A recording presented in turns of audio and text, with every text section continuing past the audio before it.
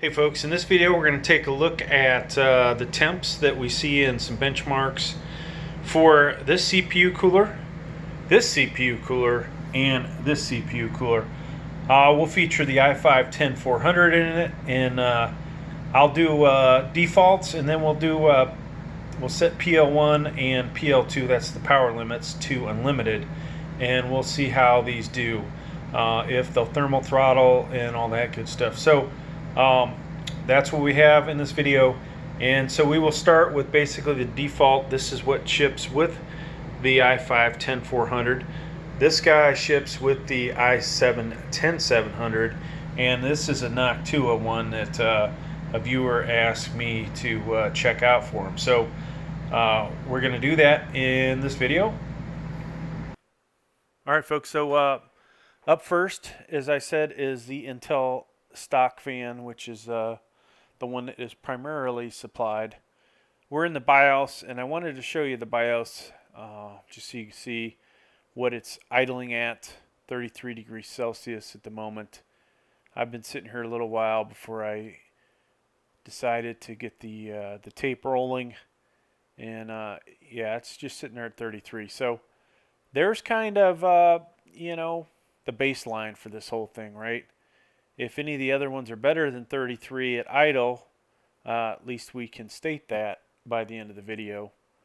So next we're going to go with, I got to put a solid state drive in here so we have operating system. And then we're going to go through a couple different benchmarks. So let's get into that.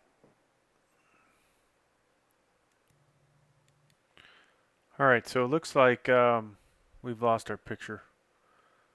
Amazing how this keeps happening with this Lenovo video capture card. All right, so we're back. Intel Extreme Tuning Utility.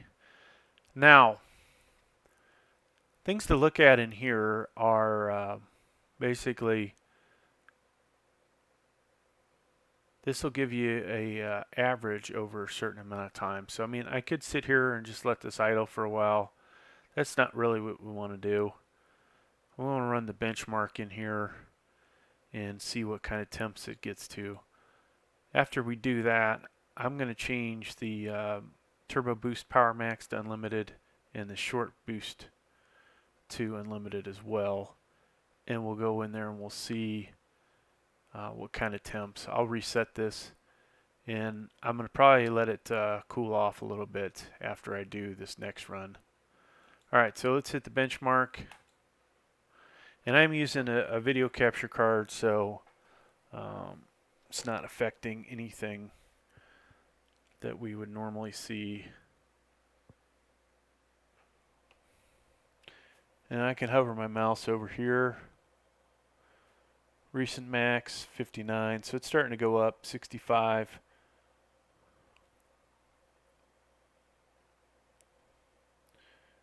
And it is a 71.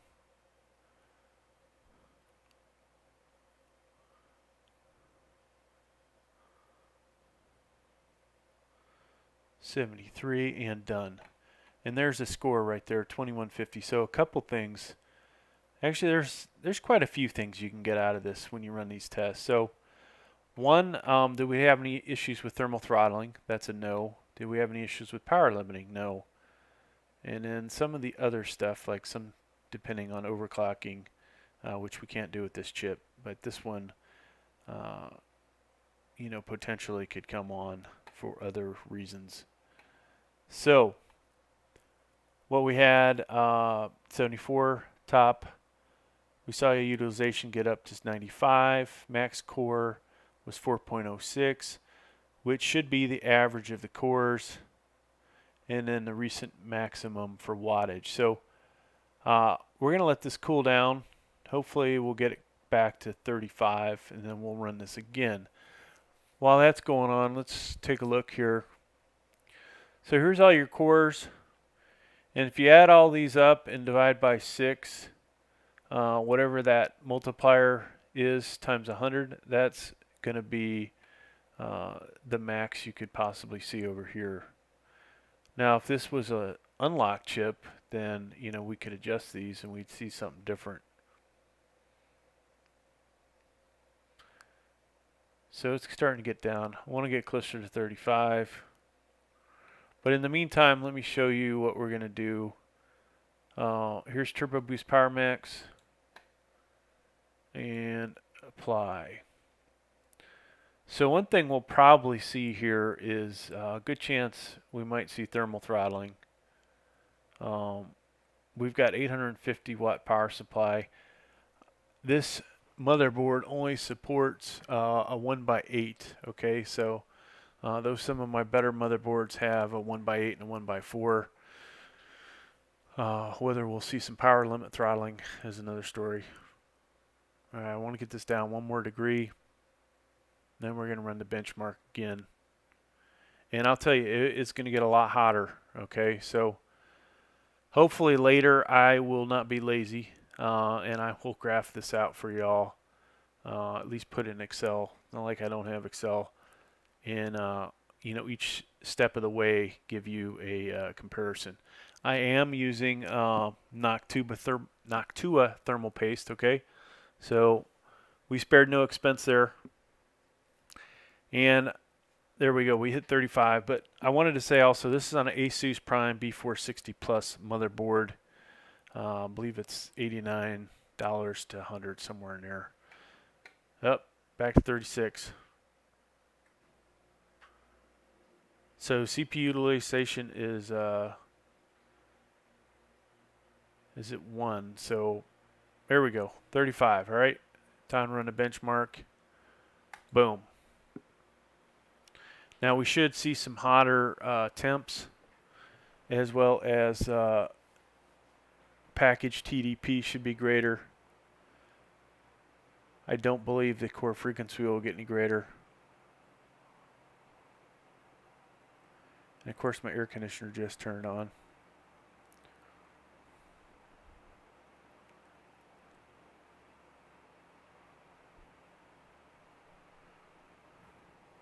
So one thing I did not note was what the benchmark score was. That'll be another thing worth putting in here. So we got 2149. All right. Now,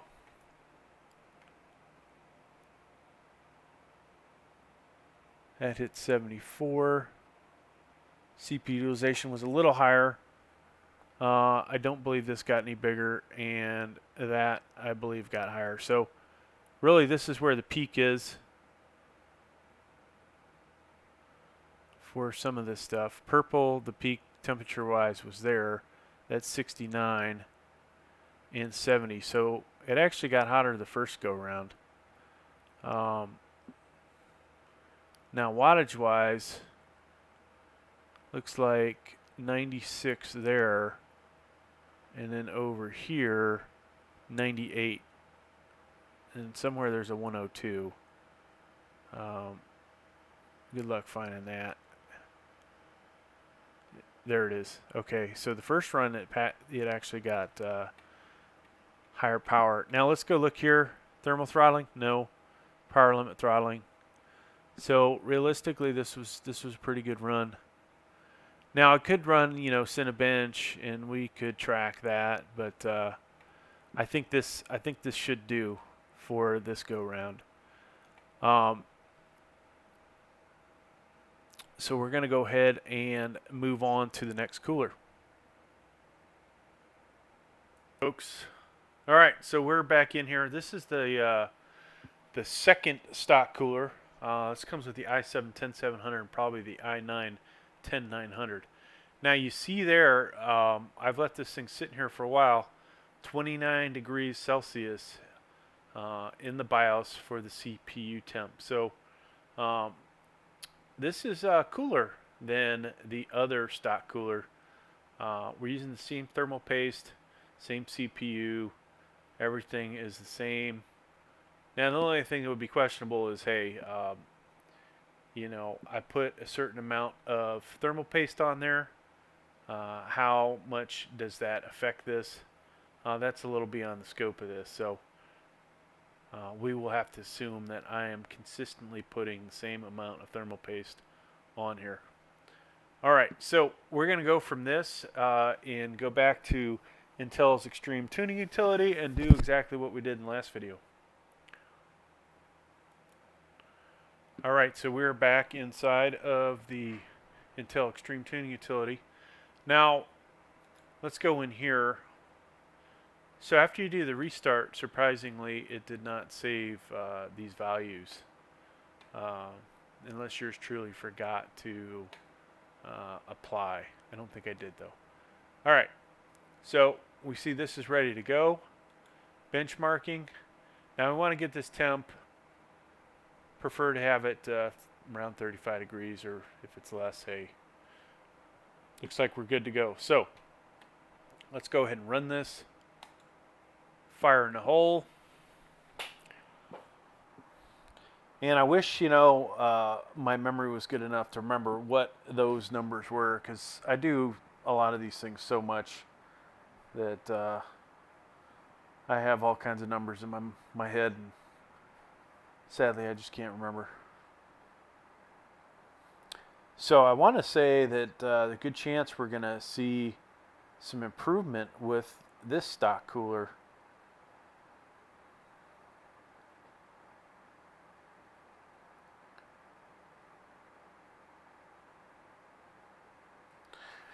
Alright, so the bench is over.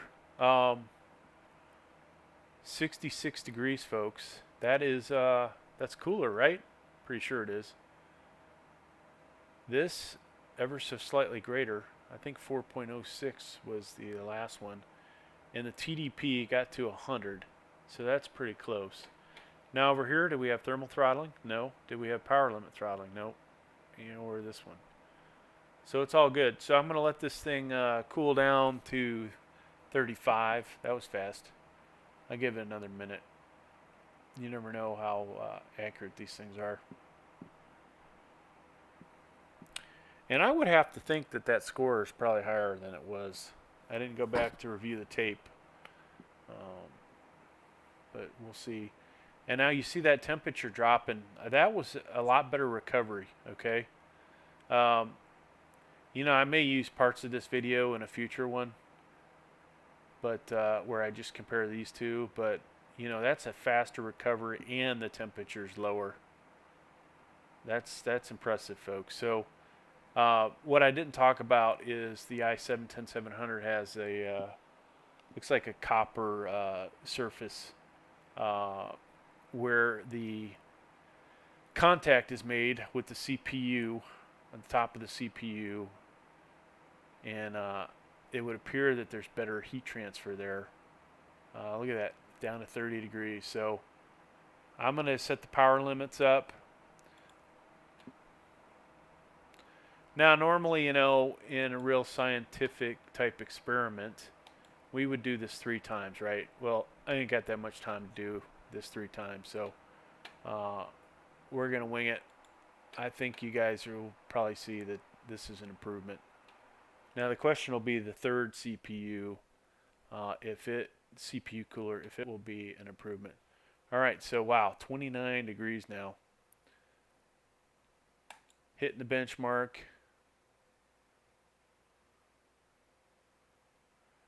We should see the temps go up a little bit.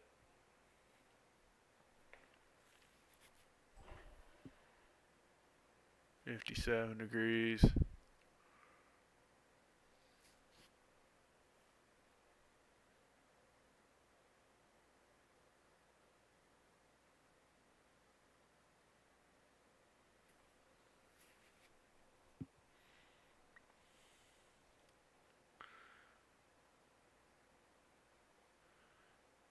So far, I have seen,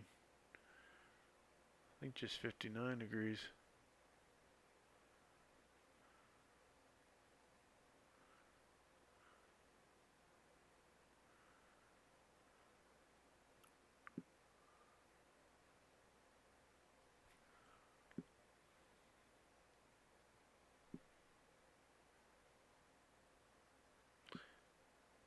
Okay, so it's over. I'm asleep at the wheel. Highest CPU temp was 65 degrees Celsius. Down here, the package temperature is 66. So, though They're ever so slightly different.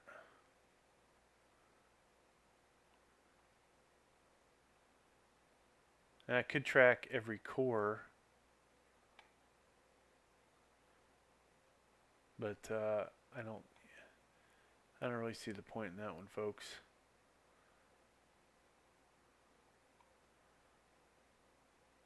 All right, so that's what we've got. So looking back at this, 65, 66, CPU utilization 96, 4.07, so as high as we've gotten, and 100 degrees. All right, so we're going to switch this out now, and we're going to go with the Noctua, and you know, hopefully Noctua will bring it home. Really, it's going to be, I think, between this one and Noctua, but so far we've seen this fan has kept the temperatures down. It has recovered quicker.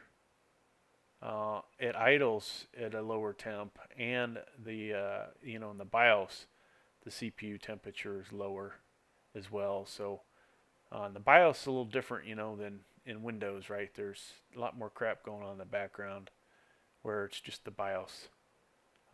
So it appears, from what I have seen, and don't quote me on this, but the BIOS temp is usually lower than what you see in here.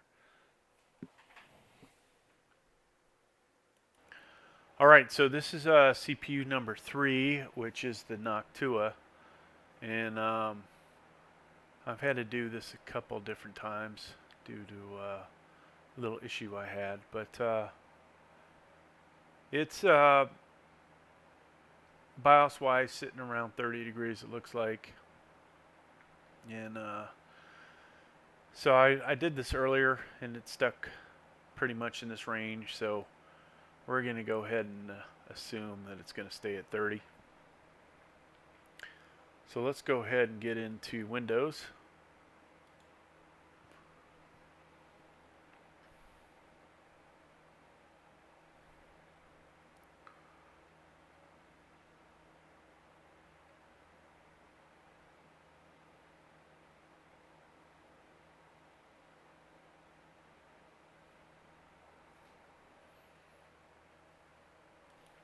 Alright, so now we're in Dell's Extreme Tuning Utility. Looks like it's going to flatline around 33 in here, which is, you know, a little higher than what you saw in the BIOS, but this is running Windows and all the other crap that's in the background. So let's go ahead and hit the benchmark. Before we do that, make sure this is defaulted back to what needs to be. Okay.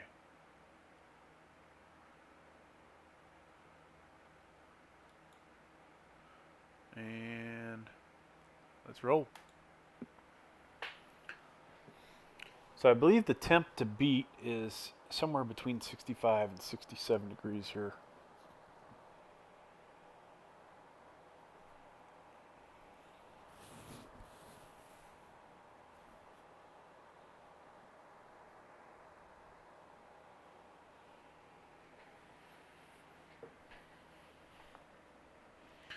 So far 60, 64. If it doesn't get any hotter,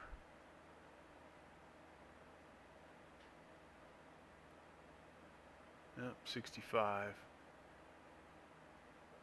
66.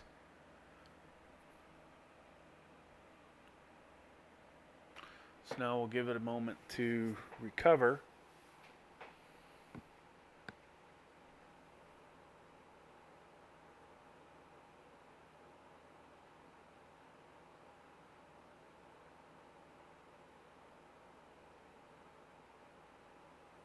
I'd like to see it get down to at least 35 before we run the unlimited power. And I'll go ahead and get that set up now while we're waiting.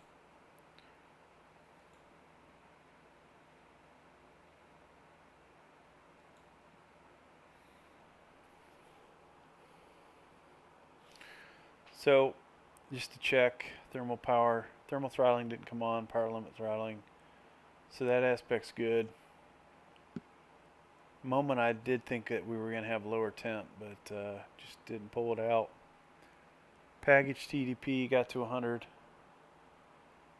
It did hit the highest average basically for, or the max core frequency, which, you know, once again, this is over cores that have different multipliers, so hence why you don't see this come out to 4.3. And we go back to this. It's basically averaging these out. If you add all these up together, divide them by the number of cores, and then times it by 100, you will get what that value will max out here. All right, so temp wise, are we there yet?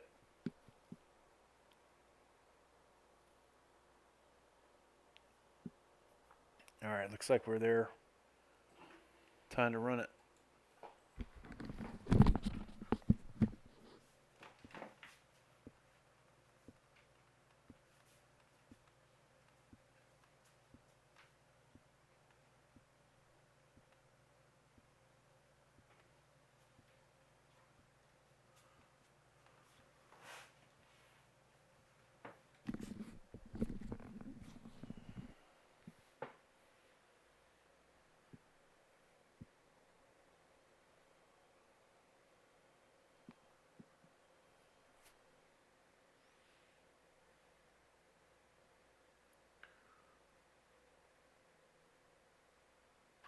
All right, so